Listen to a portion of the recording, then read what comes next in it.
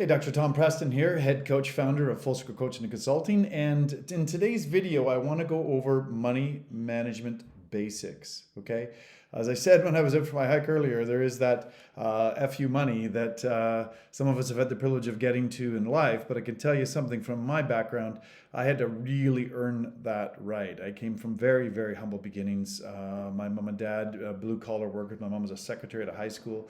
My dad was basically Paul Bunyan. He was a lumberjack, amongst other things. He often calls himself a jack of all trades, master of none. So my dad in his 80s, actually just last year as of this recording, finally paid off his mortgage, which is when he was 84 years old. So again, humble beginnings relative to understanding money. And so the fact my wife and I have developed a nephew lifestyle is something that's incredible. But I could tell you it's a lot of study, it's a lot of hard work to get to this point. So what I want to do today is talk to you about money management basics. And there's 8 things that I want to go over today with you in order for you to understand the basics of money management, okay? And the very first thing you need to understand is you need to understand what money is, okay? And so we're going to go to the iPad on this one and see if we can't get it to tell the story for us here, okay? So when we talk about what money is, what I want you to understand is that money is really, we got to get into Einstein's theory of relativity here, that E equals mc squared, or that energy and mass or matter are interchangeable the closer you get to the speed of light squared, okay?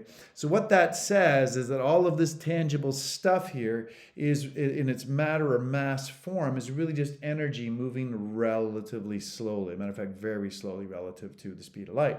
So in that context, then money being a thing is really just energy, okay?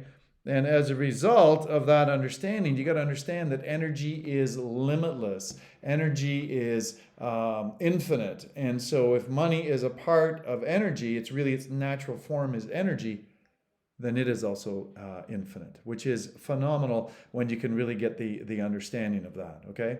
So that's the first thing you need to understand. And I know that's a pretty, just a real introduction. If you've ever been to our Abundant Financial Mastery Program, you'll get 2 days really in depth of what money is, but for now, let's just go with that. The second thing that I want you to understand about money is that money is just an amplifier, okay? And there's a lot of folks that get all kinds of morality hung up with money, and as a result, they get all kinds of screwed up, okay? So money is just an amplifier. So if you're a butthole without money, you'll just be a bigger butthole with money. In other words, it amplifies the person. If you're a great person without money, you'll just be a greater person with money. So the key ingredient there is it's not the money, it's the person, right? So money is just an amplifier. So if you can get those two moral kind of things down and out of the way, then we got some really good grounds to move on to here, okay? The third thing I want you to understand about money is you need to understand that you have the desire to have what you want, okay? So you need to be really clear about what you want and why you want it, okay? Because without an understanding of exactly the amount of money you want, what we call at Full Circle your magic number, then it's improbable that you're ever going to manifest exactly what it is that you want to get relative to money. So you must know exactly literally to a dollar, how much money you want to live your life in your ideal. And we have 6 categories in Full Circle, as you probably know as of watching this video. And you want to really get clear about what all of those 6 things are as we work you through this process, okay? So those 6 categories, I've shot other videos around it. You can do it. To just go through it really quickly. It's savings, taxes, lifestyle, big rocks, debt reduction, and in fact, your business costs, okay? So knowing exactly how much money you want to live your life in your ideal, breaking it down into those 6 categories is really, really key. The fourth thing we want you to understand is that you deserve, okay? You deserve wealth. I don't care who you are. I don't care what you think you've done or haven't done. You deserve to be wealthy. You're a child of God. Your playing small doesn't serve the world. Okay. You deserve to be wealthy. And again, we don't have time in this program, this video, but we do in our Abundant Financial Mastery program to get deep into that construct and help you understand, really, what it is, the spiritual context of what money is and why you deserve to be extremely wealthy. But, for now, let me just suffice it to say that you do deserve to be wealthy. You're a child of God. You're playing small and serving the world. And since money is infinite because it's just energy, then you know that you can have as much as you want, and your friend, your neighbor, your father, your mother, your brother, your sister doesn't have to have less. Okay, so let's get clear about what that is. Make sure your deserve level is high, because it's going to allow us to move on to the next one, which is really just looking at the details behind those 6 parts that I talked about earlier. Okay, so again, we talk about you need to know exactly how much money you want in savings. Okay, and in this case, what we're talking about here is we're talking about the amount of money it will take for you to live your life in your ideal down in your retirement. Generally speaking, the powers that be today are telling us that you need to save as much, you want to have as much money kicked off out of your savings as what it takes to fund your lifestyle today. So if you live on 100 grand today, based upon your personal lifestyle, then you want to have your investments equaling enough to kick you off 100 grand every year. Okay, so again, you can do the math forward depending upon your rate of return. 4% is a pretty conservative, kind of a number relative to the amount of money that is pretty predictably kicked off from most investments account as you, go forwards in life. Okay, so you want to definitely have your savings number. You also want to have your taxes numbers, because, whether you're in the US, Canada, CRA, Revenue Canada, they certainly want their fair share. So you want to be knowing clearly what your tax amounts are going to be as well. Okay. Now, we already talked about this, but let's just get it in writing here, because we want to look at your lifestyle. And in specifics, we want to look at what it costs: your heat, your hydro, your mortgage, your rent, your cars, your entertainment, all of the things that go into living a lifestyle in your ideal. Okay. And then the next thing we want to do is big rocks. And if you don't know the Big Rock story, there's certainly lots of places in Full Circle where you could hear that story. But the moral of the story is big rocks are things that light up your life, make your soul excited. They make life worth living. And you want to definitely be putting money towards that. Okay.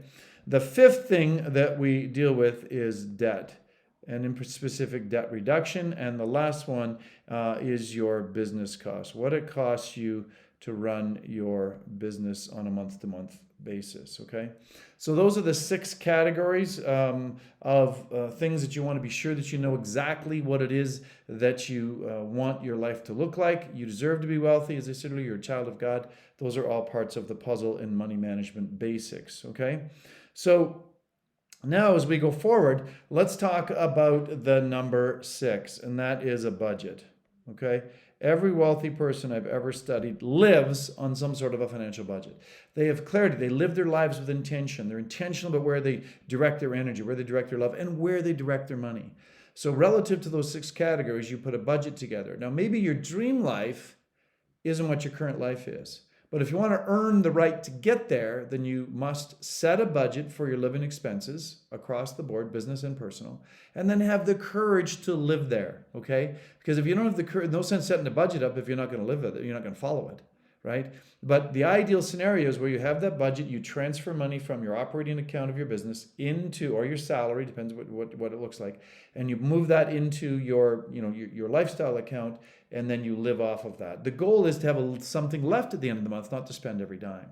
If you can't learn to live within your means, then old grandmother money, to use an analogy, is never going to release a lot of her kids to come and play with you. Okay, so you definitely want to have a budget and learn to live by it. You also want this. You want to make sure that all of those 6 different categories that I just described, that you have separate accounts for each one of those. Okay. Or vessels to receive. You can have it in an old sock. You can put it in a mattress. I highly advocate for bank accounts. They're just really easy to electronically move money around.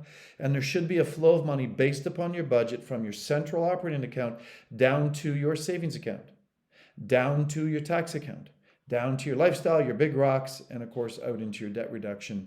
And that usually that operating account is also your main financial account for your business, but you want to be sure that you've got some separation of church and state from that. Now, the last piece that I want to tell you about is that we want to go in and we want to look at this from a top-down distribution.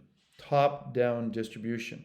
What that means is, as we go back to these 6 categories, this is the one that you want to put your money into first. And if you've read any of the great classics on money management, you know that you must put money into savings first. And the target is 10% of your revenue. Now, when I first started doing this years ago, I can tell you that I was nowhere near 10% of revenue. My wife and I were at 0.5% was what we were putting into savings because we were spendthrifts. We weren't living on a budget. We weren't living intentionally. And I can tell you as a full circle client, that's something that you're going to hear over and over and over and over again if you've got the opportunity to be a client of ours at this point. So what we want to do is we want to do it from the top down. And what I mean by that is we're going to start with savings, and then you're going to go to taxes, and then you're going to put money into lifestyle, and then you're going to put money into big rocks, and then you're going to work at your debt reductions, and your business costs are the last thing. Most folks do that opposite. They pay their business bills first, and then they try to live on what's next. And not going to happen. Tell you the story. The very first time I did this, my wife and I did this, we were $3,000 short of our budget. And she said, "Hey, honey, we gave it a good try. We just won't put money into savings this month. We won't put as much money into big rocks or this and blah, blah, blah." And I said, "You know what? Screw that. That's what we've been doing for years. And we're saving 0.5%. We're going to do it different this time." All of these providers know that I'm going to pay them, but maybe I'm not going to pay them in full this month. I'll catch up next month. So we took there's 14 bills. We paid 11 of them in full, 3 of them partially. And we went and paid ourselves first. We put money into these other categories. We put money, again, into, hit the wrong button.